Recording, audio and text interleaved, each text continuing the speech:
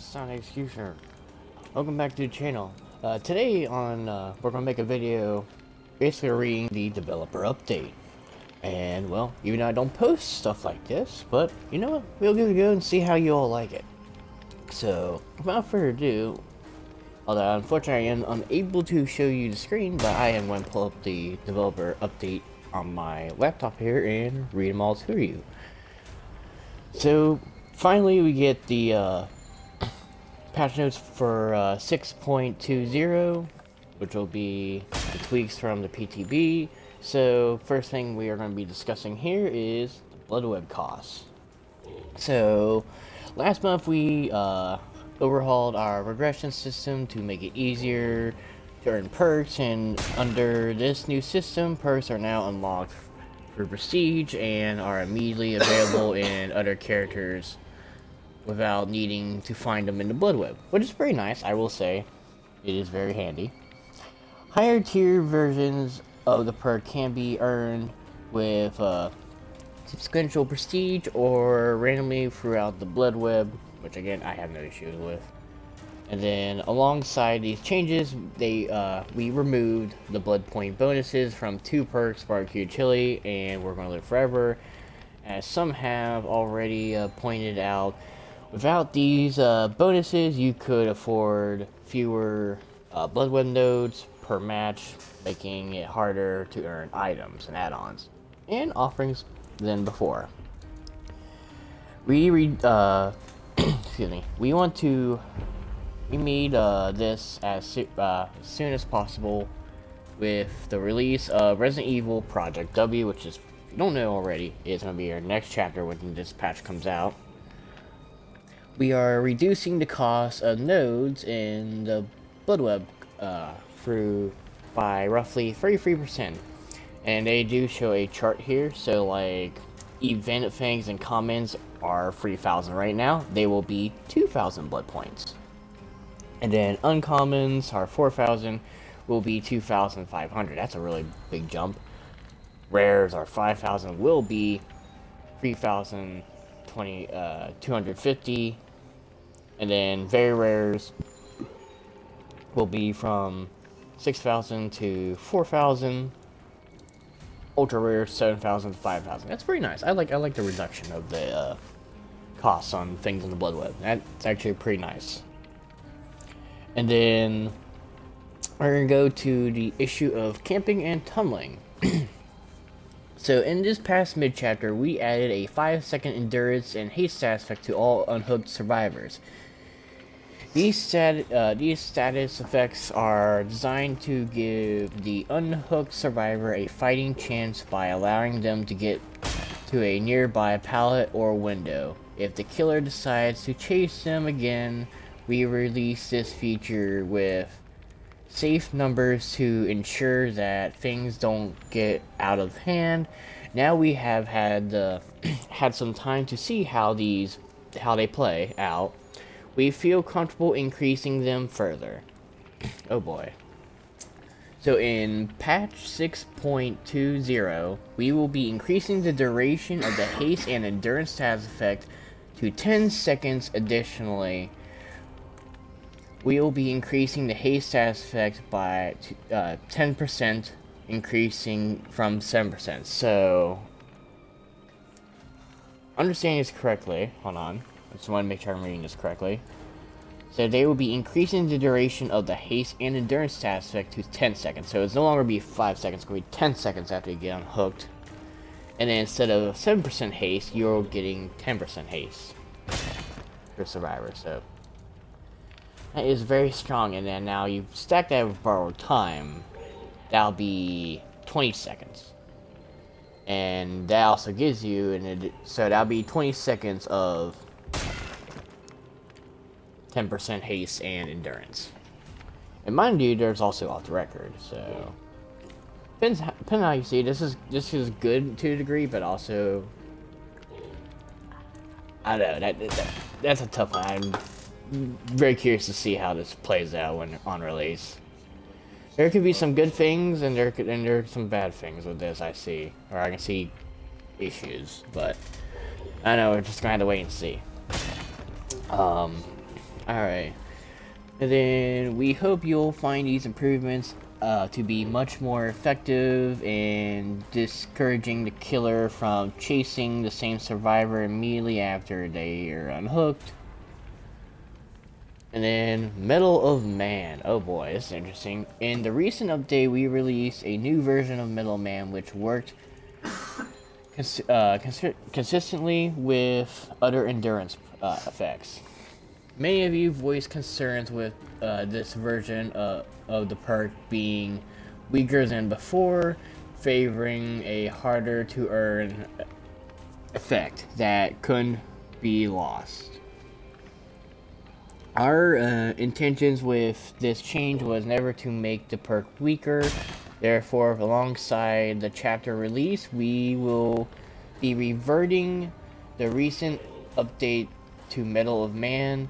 Medal of Man will instead grant the unique protection effect that is not does not cancel by conspicuous actions like endurance to help differentiate some. Excuse me, my bad. This perk will no longer cause the endurance status effect to appear in the HUD when activated. Okay, so they're just basically giving, yeah, so they're basically just undoing what they did. Alright. I have no issues with that. I don't mind that. Alrighty. Yeah, excuse me. Post Pgb changes. The halls of Raccoon City Police Station were packed in this PTB, whether you were hurling survivors or at little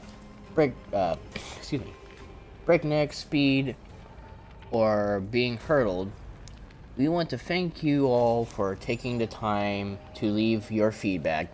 We'll be making a few changes in time for release, as always.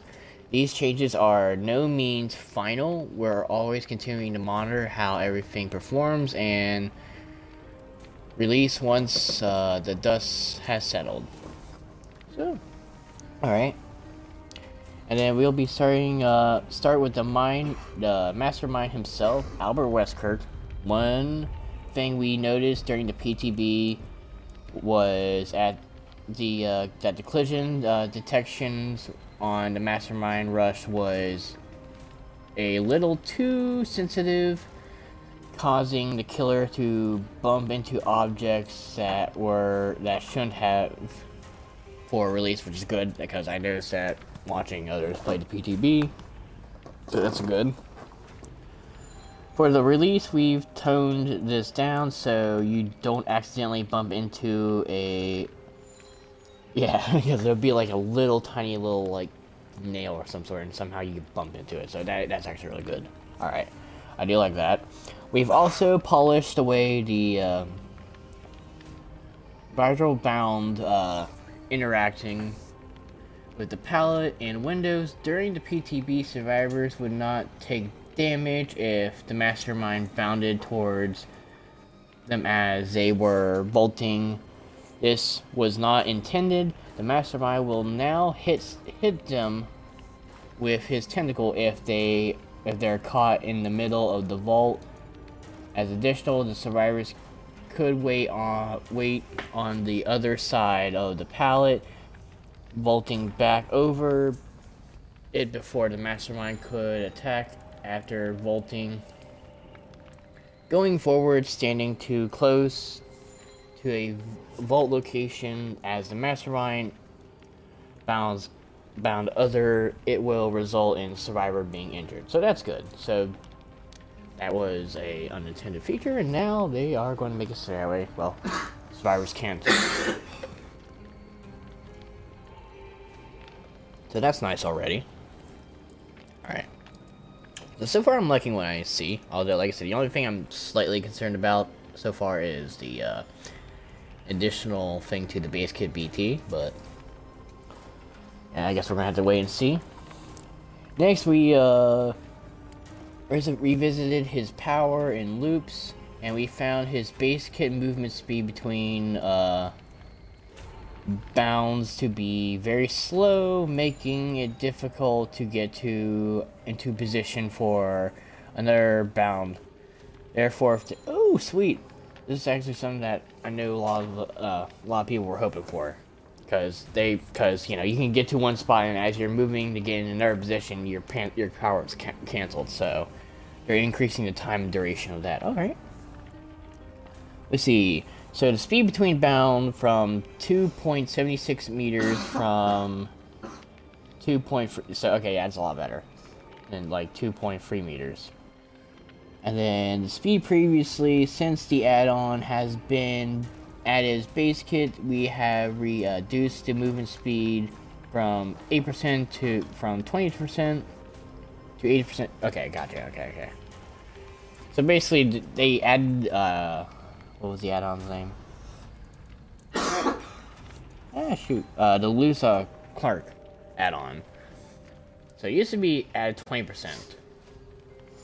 But they've added some of that to base kit, so now they're making it now 8% on the speed, which, again, Alright, and then one of the quirks of Virtual Bound is its ability to throw survivors at each other, injuring them both in the process, which mind you, I love. I cannot wait to do that. Process. Oftentimes, those unfortunate enough to have their friend flung at them would not even realize that they've been injured. To make this more obvious, being injured from a survivor thrown by the mastermind will now cause a deep wound. Alright, that's fine.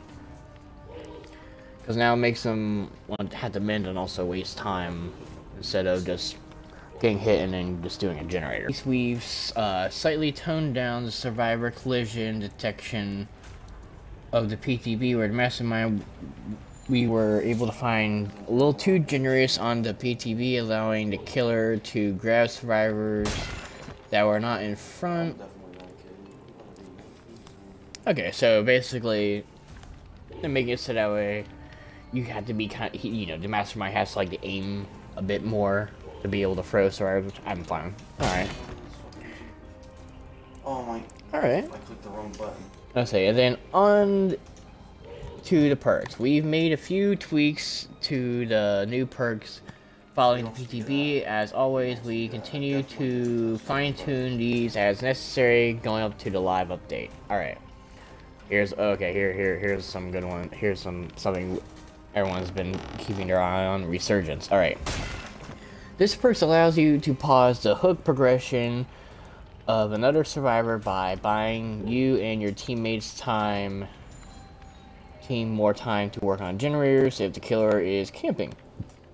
On the PTB, Reinsurance had a 40-second cooldown and could be used repeatedly when contained with survivors. This could be abused to keep the hooked survivor permanently on the hook, preventing them from being sacrificed against their will. For the release, we will be removing the cooldown of Reinsurance. Instead, Reinsurance can only be used once per hook.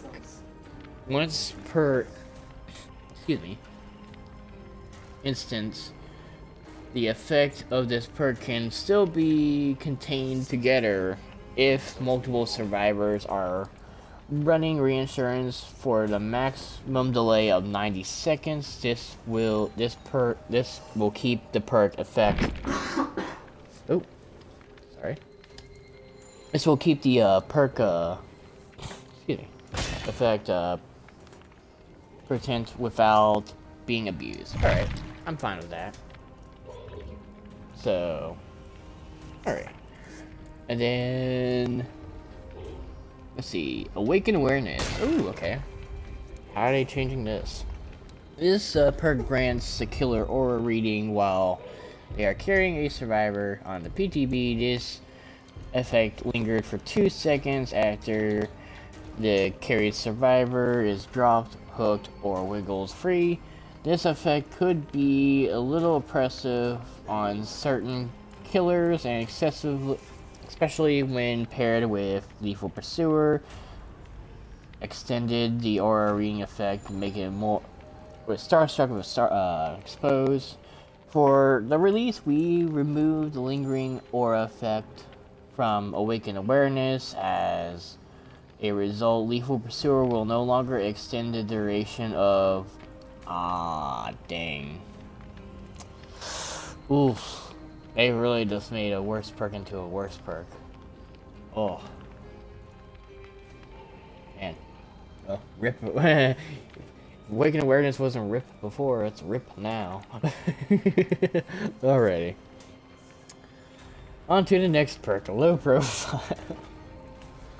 Low Profile hides your scratch marks and blood pools when becoming last survivor for 70, 80, 90 seconds.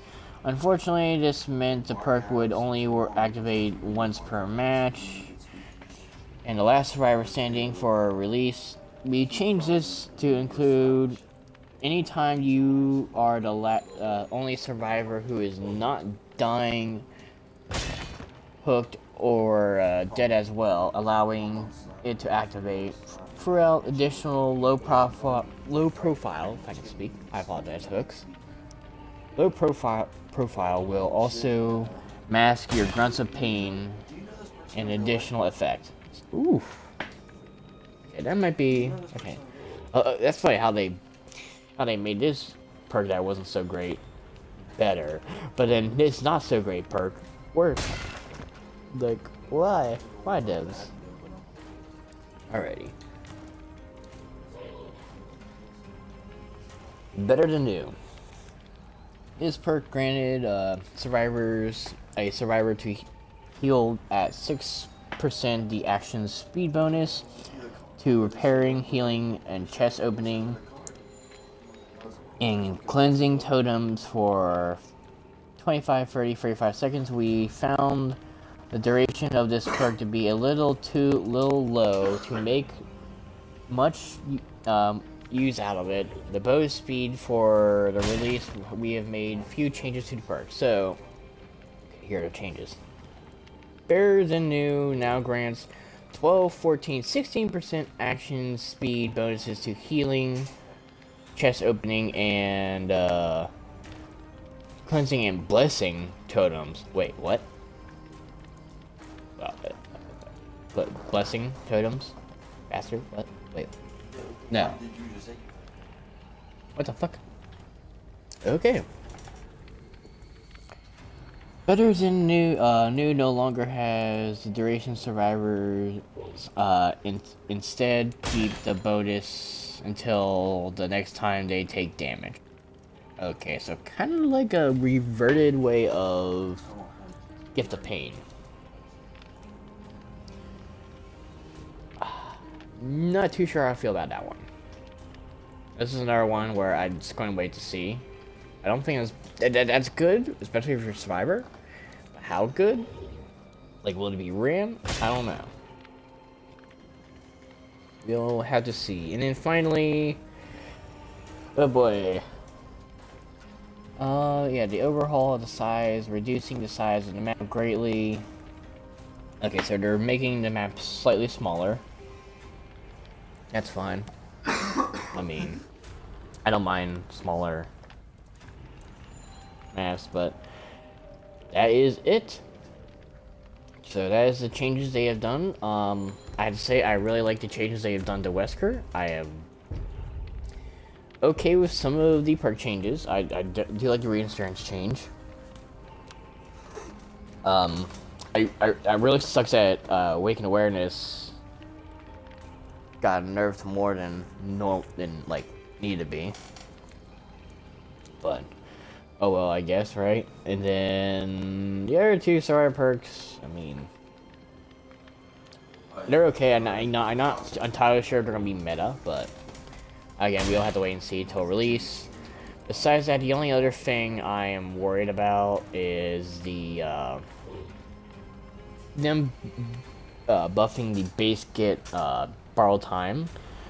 And then, mind you, they're still off the record, and then you got other borrowed time, which granted not a lot of people quite run as often, but it's still. But anyways, I do hope you all did enjoy this video, and let me know if you are curious to have more videos like this for any time there's like a mid-chapter patch or a patch. I mean, let me know in the comments, like, would you see more videos like this on my channel? I'm genuinely curious. Well, yeah, so this is my first one of, well, patch note videos, but hope you all enjoy. Please leave a like, comment, subscribe for more Dead by Daylight videos, and this is Silent Executioner, and I'll see you in the fog. Goodbye.